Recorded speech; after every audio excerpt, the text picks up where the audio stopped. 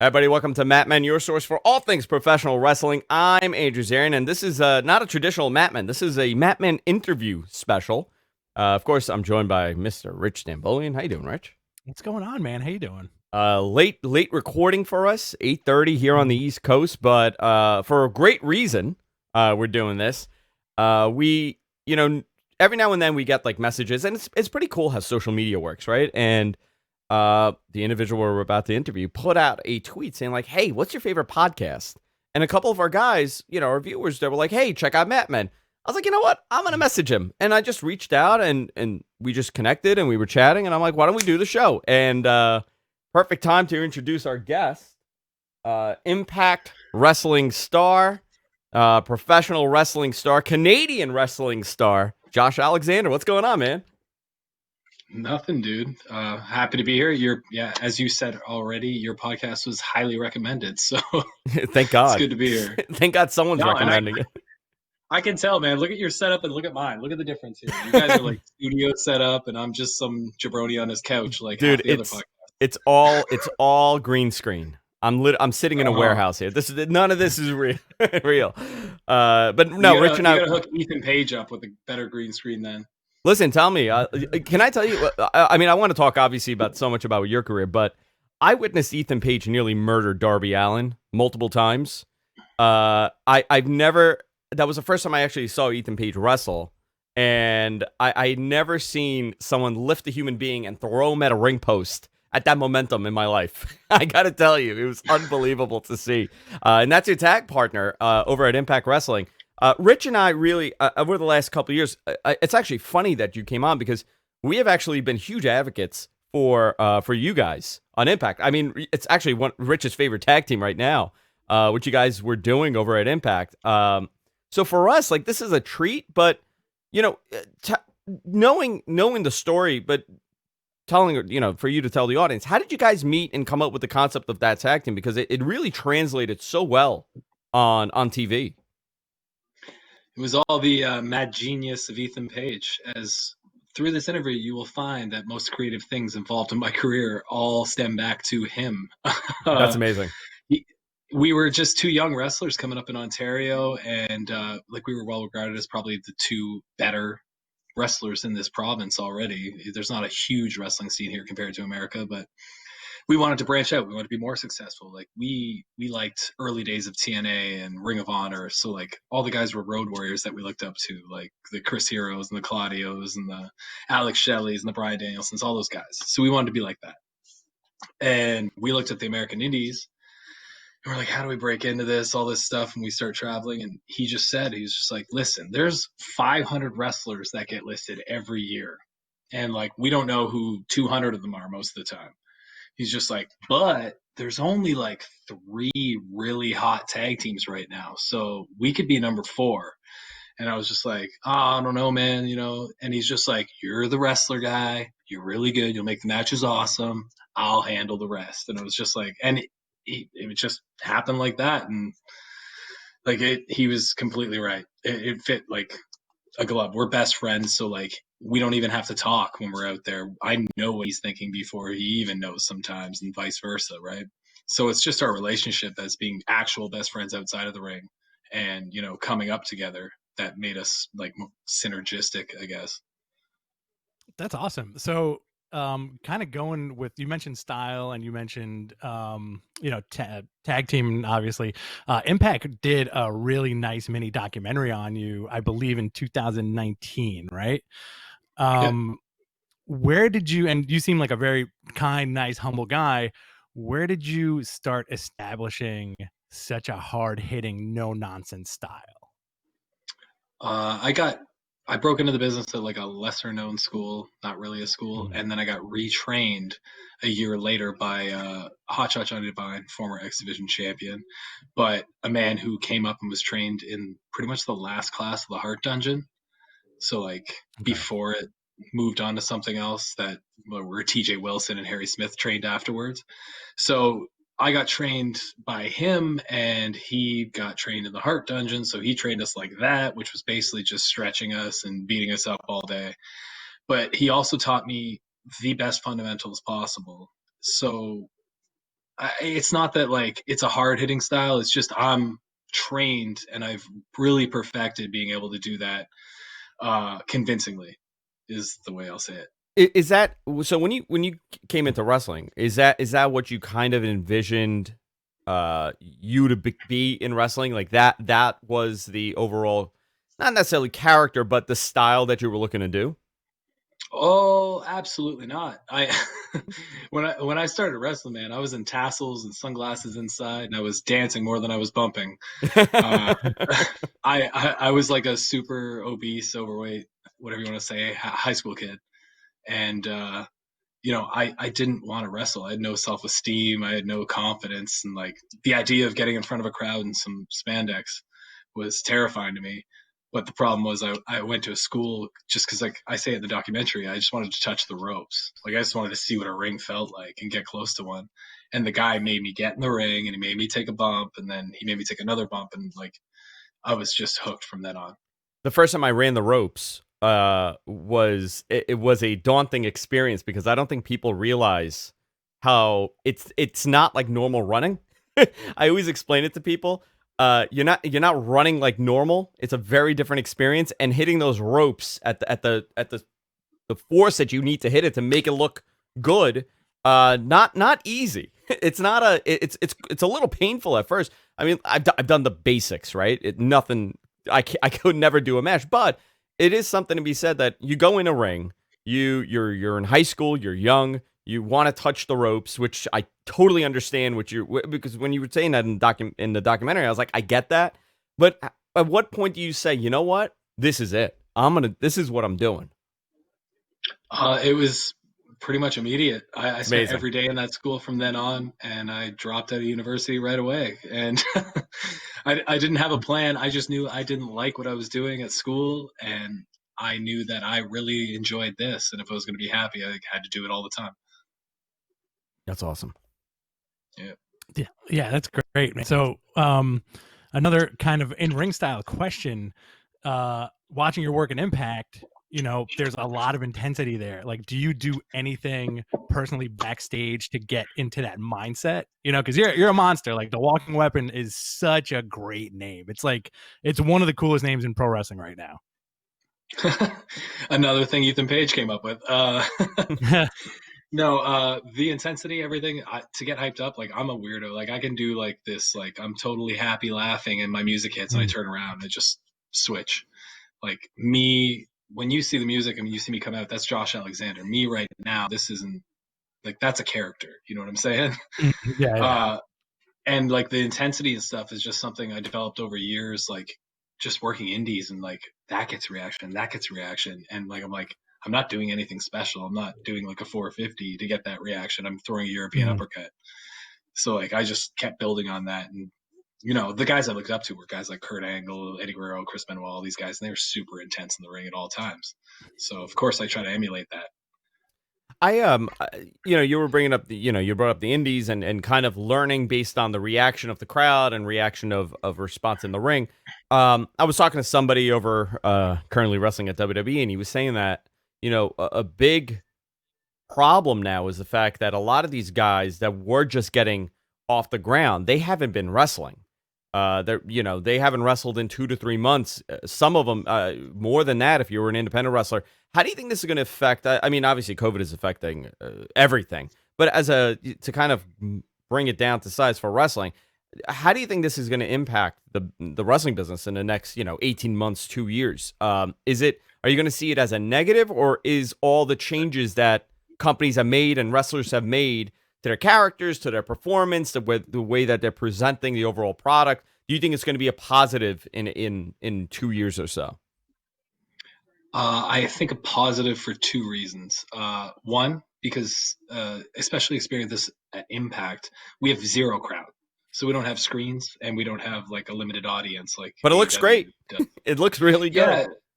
Yeah, it's a sweet studio, but like we made a little Impact Zone with no crowd, so I think there's a microscope on pro wrestling, especially at Impact with no crowd. So like if there's a crowd there, like AEW even has, like there's a distraction for like even the people that are watching on a camera on their television at home, right? So there's something that can take away from what's happening on inside the ring. Impact, there's like a microscope on everything that happens in that ring. So I think like I'm very comfortable in this situation because like I work snug and I want everything to look like really deadly. I don't want there to be like a hair of distance between anything, blah blah blah. But like other guys, I think that didn't work that way have to like step up a little bit and like, and I think it's only going to benefit everything moving forward because like everything's under a microscope. There's so many eyes on any little mishap that you could have, and like they'll get that benefit. The second thing, reason why this is positive, is because I think once crowds do come back, once we are allowed to resume regular life like before, I think everybody's going to live for the moment. They're going to want to go to that wrestling show they never went to on a Friday night, or you know what I mean. I think Yeah. people are just going to be packing shows everywhere, and that's going to be great for everybody.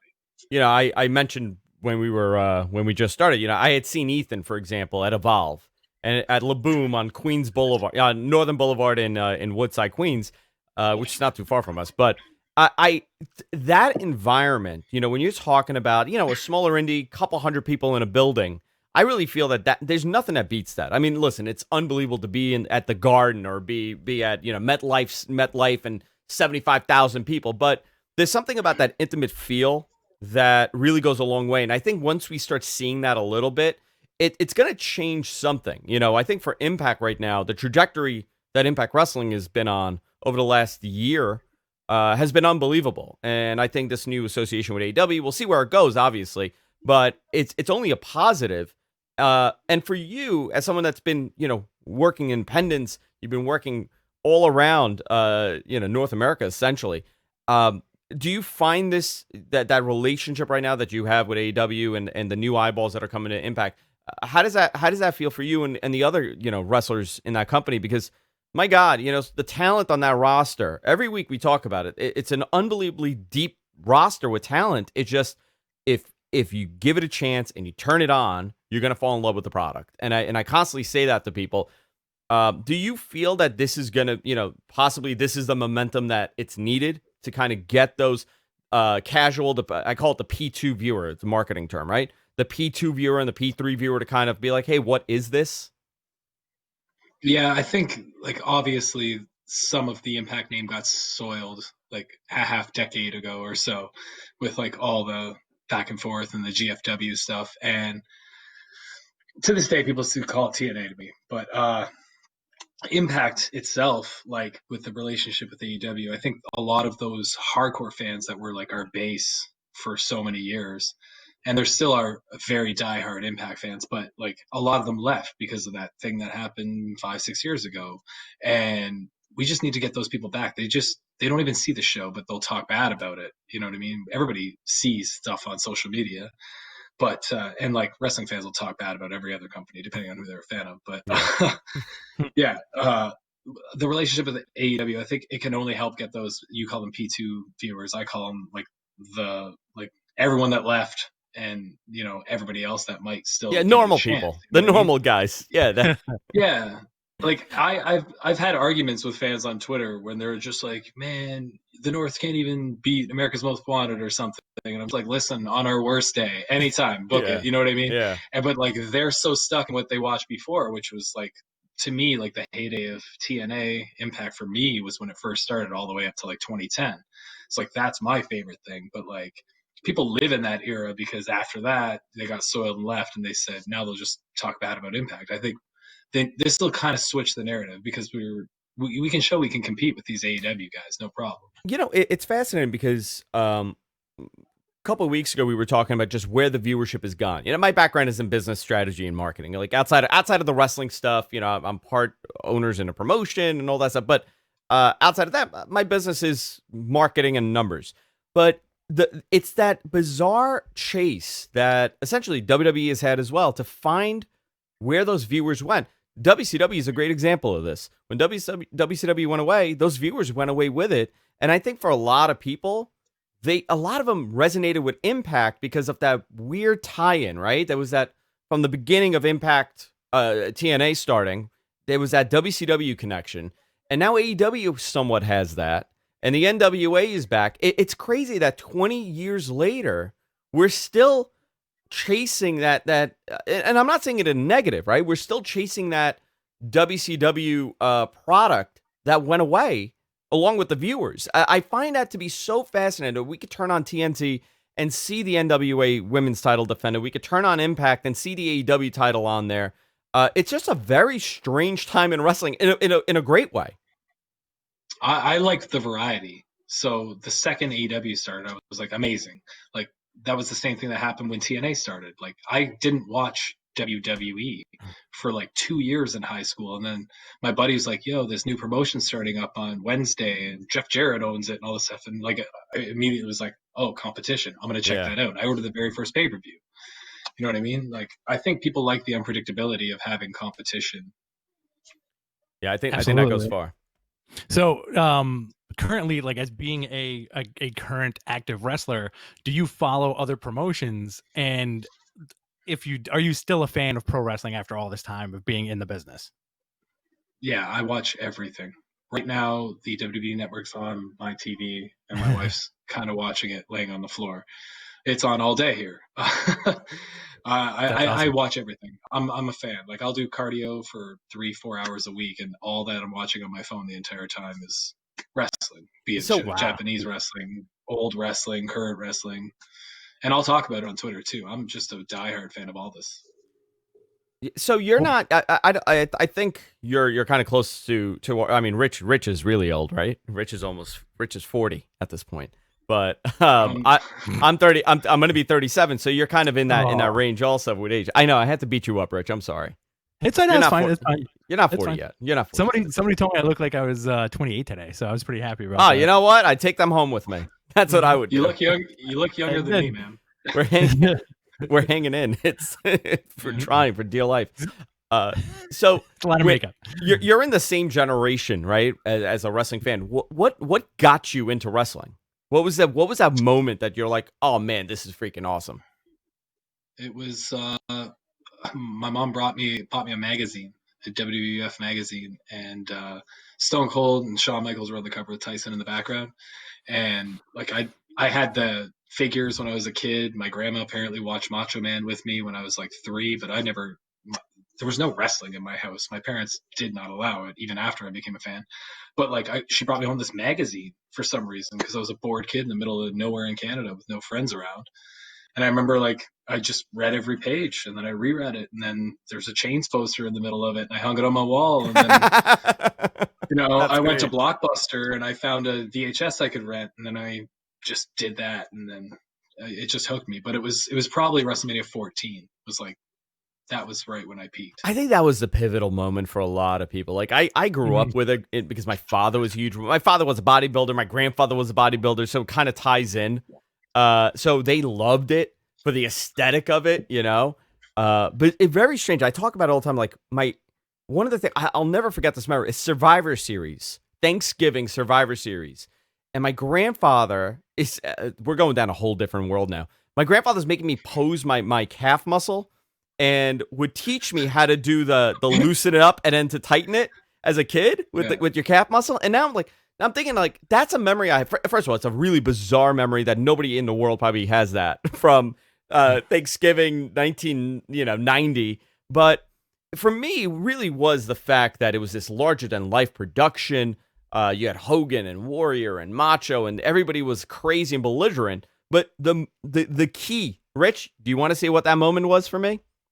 Was it seeing Bret Hart in the Garden and saying that this guy's gonna beat somebody? That was it, man. I was 5 years old. I'm at the Garden and I saw Bret Hart, and I'm like, man, this guy is awesome. And I fell in love with wrestling. I mean, that was it. You're also the only 5-year-old that had cigarettes. Yeah, I was smoking cigarettes. I'm like, this kid's got it. Yeah, you see that kid in the pink and black? He's got it. He's going somewhere. But I always find it fascinating. Did you ever have a moment that you fell out of it? That you're like, I'm done with this? Yeah, it was right after the invasion. I think 2001 or 2. He hit the nail on the head right there. That's the moment for a lot of people. Was it that it was a culmination? Competition, maybe. Was it that it just ended? Like in people's minds, I always feel like, well, it's over. The war is over, right? The competition's over. They're on WWE TV. Okay, we're done with this. Yeah, but like I wasn't watching WCW for the last 2 years. So Oh, like interesting.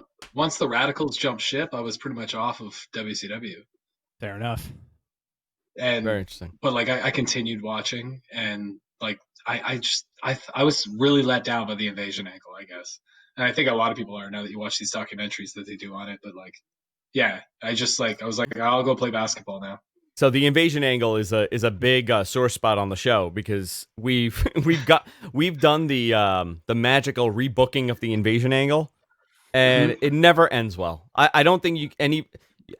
I've seen the shoot interviews that Russo's done, and I think Bischoff did it too on how to book the invasion angle. It never ends well.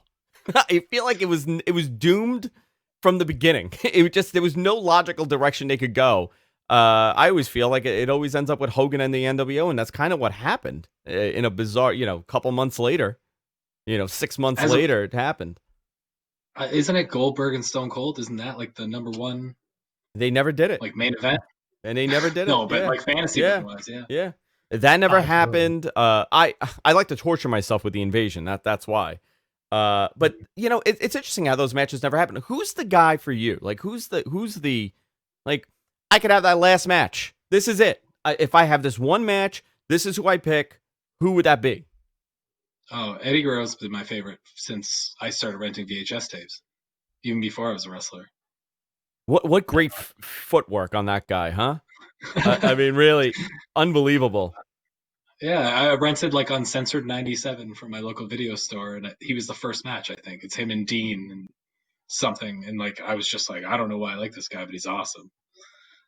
Fan. He's a favorite of the show too, man. Like big time. Yeah. I got a 2-part question for you, Josh. All right.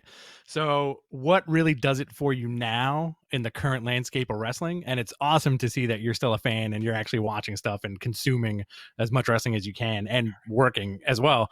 So, what does it for you now? And who is, I want to say, that one opponent currently that you may not have wrestled in the past that you'd love to get into the ring with to kind of put on a clinic with? What does it for me now? Probably New Japan.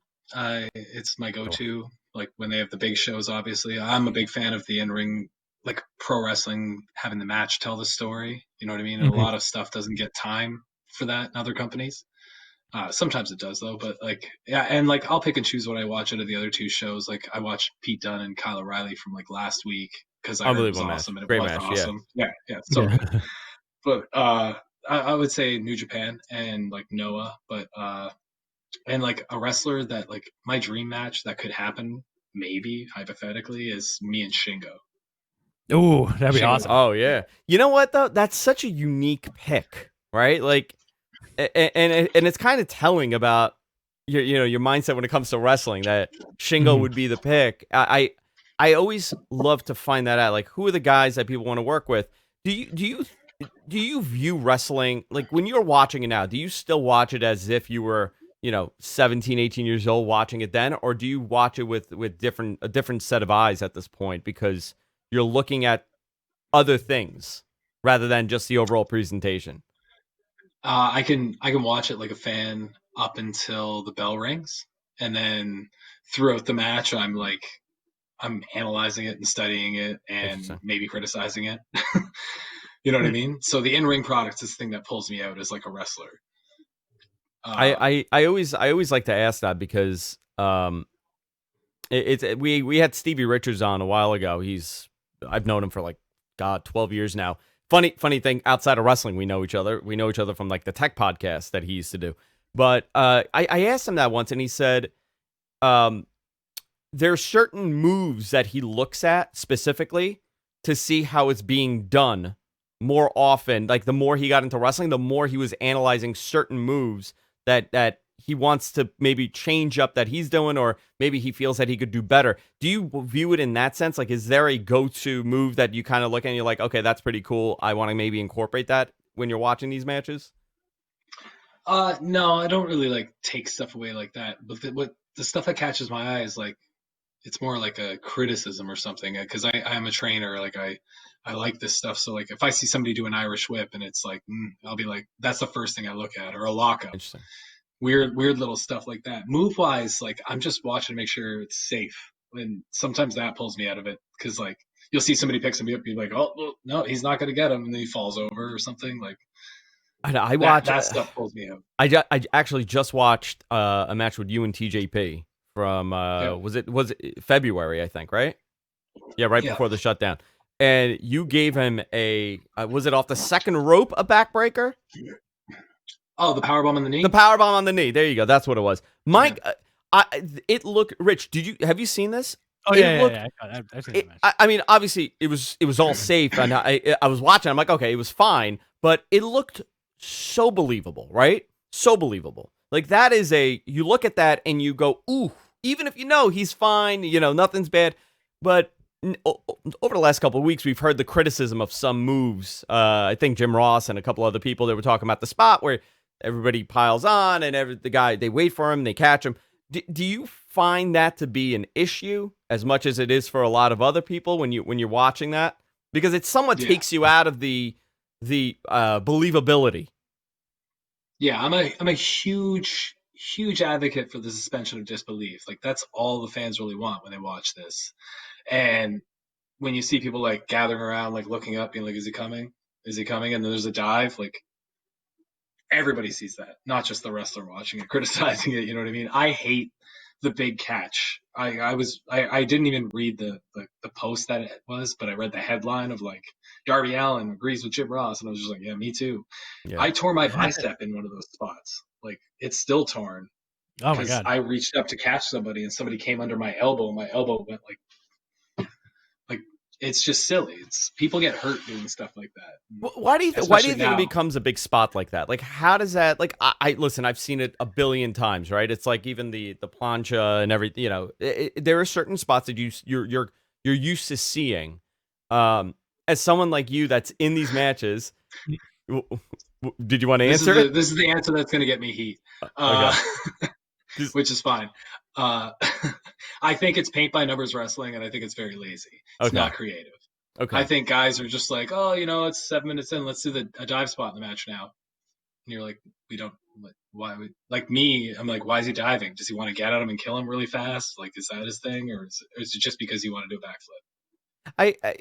Like a couple on a way more hurtful spot. I mean the apron spot, right outside of the rope on the apron, the hardest part of the ring. That became a thing over the last couple years, at which you never saw that. The big the big crash on the outside. That was not something you saw too often.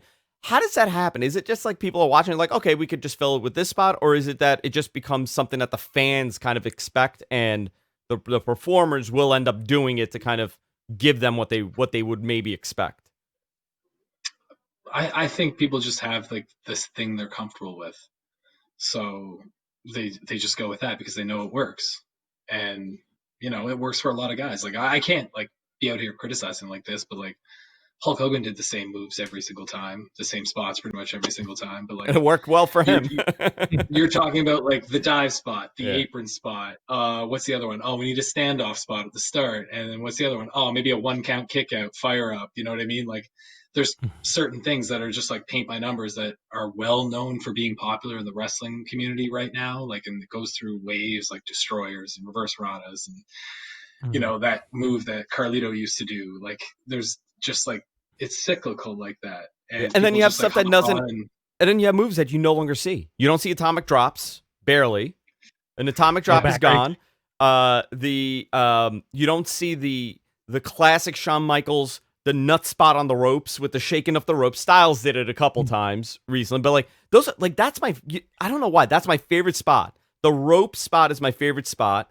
But or like a long hold suplex. That's not something you see too often as much. Why do you think those moves go out of style? Do you think it has to do with the training, or is it that it went out of vogue and people don't want to use it because it's considered, an atomic drop is considered, not a big move to do? I don't know why it happens, but it definitely does. And I think that there's in the same vein as there being moves that are forgotten, there's fad moves. So there's like moves that like we need to do a super kick now or something, you know what I mean? But like I have no idea why that happens, and now that's gonna bother me. Now we need to find out why. Can you Yeah. listen? I just want to see atomic drops. I just want to see like a Bret Hart atomic drop.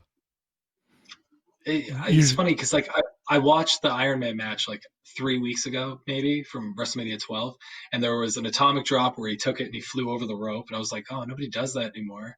And the other spot you mentioned earlier, but it was in it too, the crotch on the ropes. The where he crotch on the pulls ropes, yeah. the rope, and then he flies off. I was just like, nobody does that anymore either. Yeah. But it was such a great spot. I mean, listen, maybe I'm the only person other than you that's looking at this and saying like, oh, you know what? That's the spot. Like for me, I would react to seeing that. Maybe it's the nostalgia. Probably it's a nostalgia because you're looking at it and you're saying like, oh, this was something that everybody did.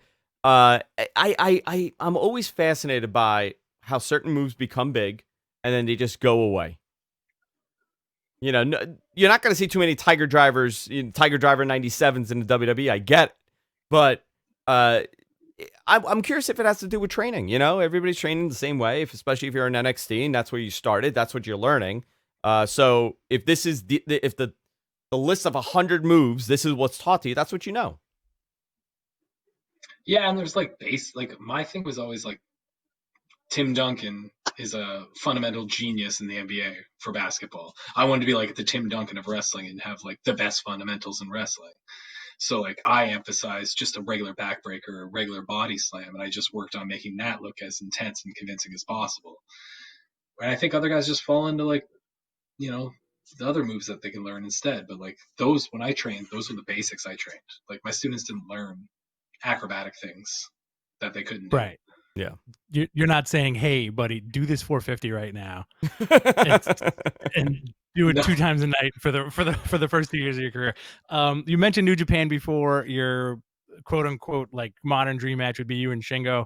Have you guys or at singles or as a tag wanted to do the World Tag League in New Japan? Is that an option for you in the future? I know like the pandemic Japan has like a very strict 2 week in, 2 week out quarantine period. Is that something that could be on the horizon for you in the future? I mean, here's hoping. My fingers will be crossed, and they've been crossed for years trying to get to Japan. That's the one place that's eluded me in my career, and I need to check it off the bucket list. But the tag league, yeah, for sure, 100%. So he brought up not a possibility. So Rich brought up the tag league and all that, but I want to talk about singles a little bit. Is it 2021 big singles breakout year? As I said last week on Impact, that right now me and Ethan Page cannot be a tag team because he's losing his mind, and that's not a tag partner I need. So we will see where my singles career goes in Impact this year. I'm hoping it's big things.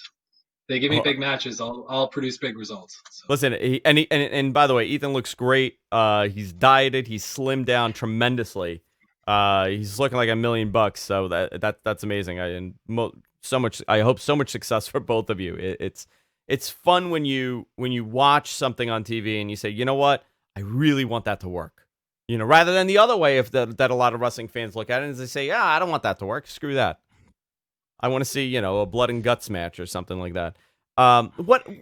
So to kind of wrap this up, because I put it out there to a couple of our viewers in our Patreon that you're going to be coming on. So a couple of people had questions for you. As a kid, how much of a huge Bret Hart fan were you? I literally didn't know who Bret Hart was when I first started watching. That's so because funny. It was after he left. It was Austin and Michaels, and then it was Austin and Dude Love, and then it just went around there. And then I discovered WCW. But when I discovered WCW, there were all tapes from before 1997. So I found Bret Hart by watching everything in reverse and finding that's really funny. Shawn Michaels and everything. So he was not a Canadian hero for you growing up. No, like Calgary is as far away from New York as California.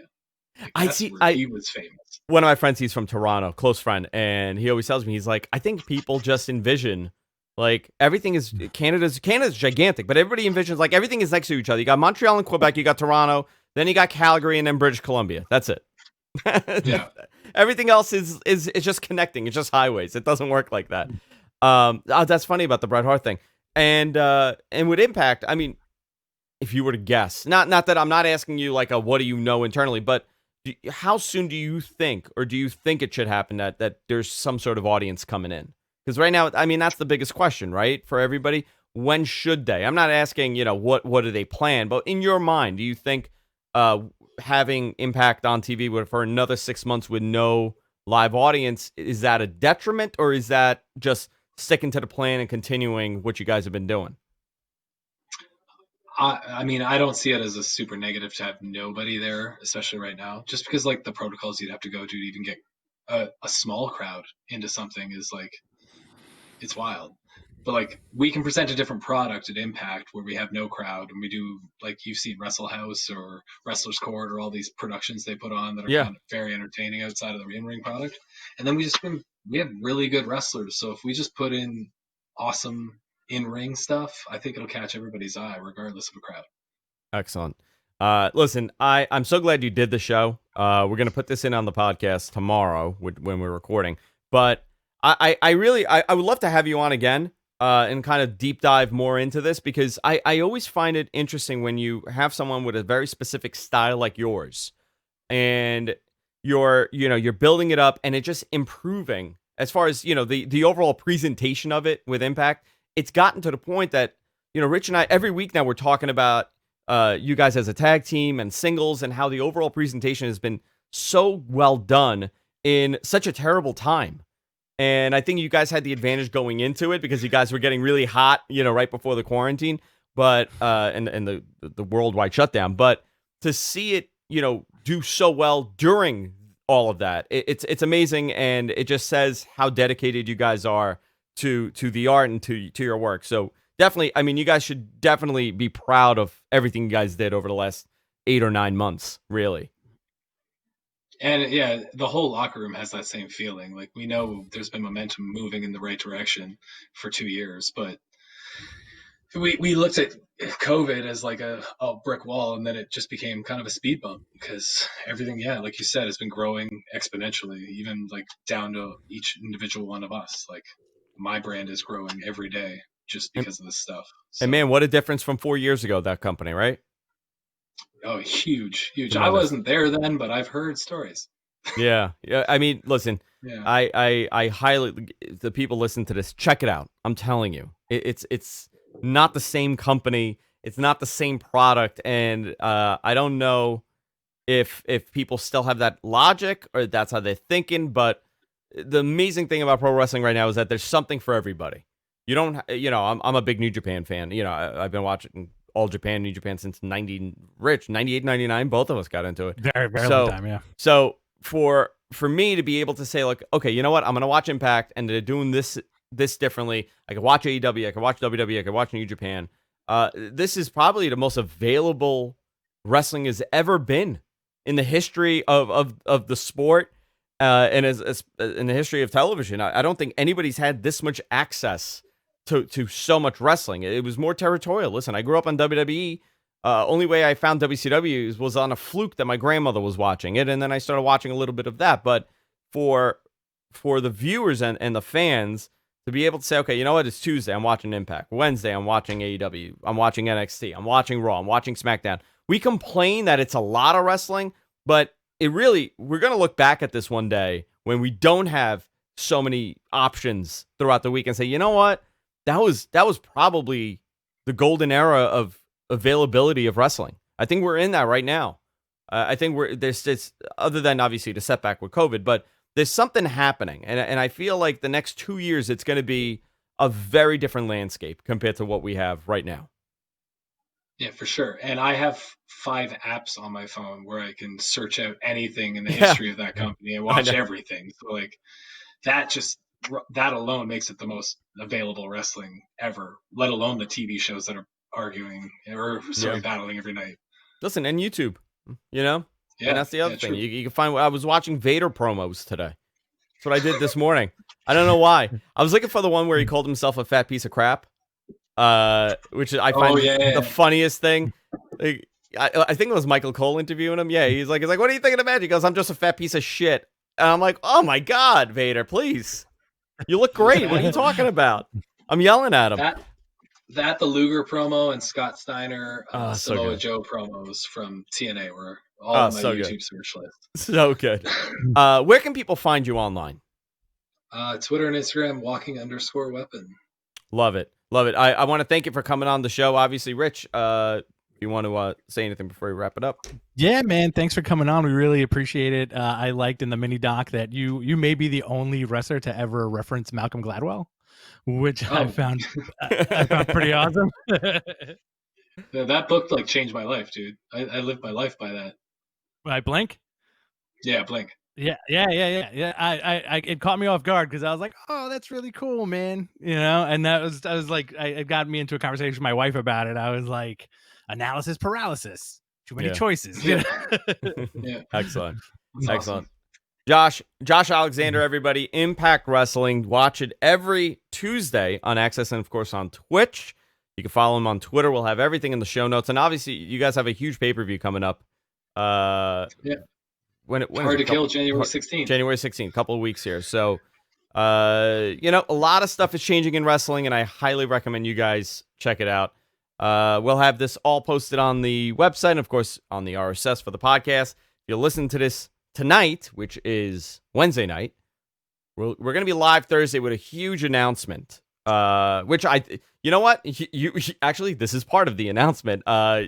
We changed the overall look, but there's a big update we're going to give everybody tomorrow. It's going to change the entire landscape of the show for the positive. So there's my little teaser. That's my build for the next episode of the show. So when you're downloading this, download the other one too. Highly recommend. You're going to find out something very cool. So until next time, guys, take care.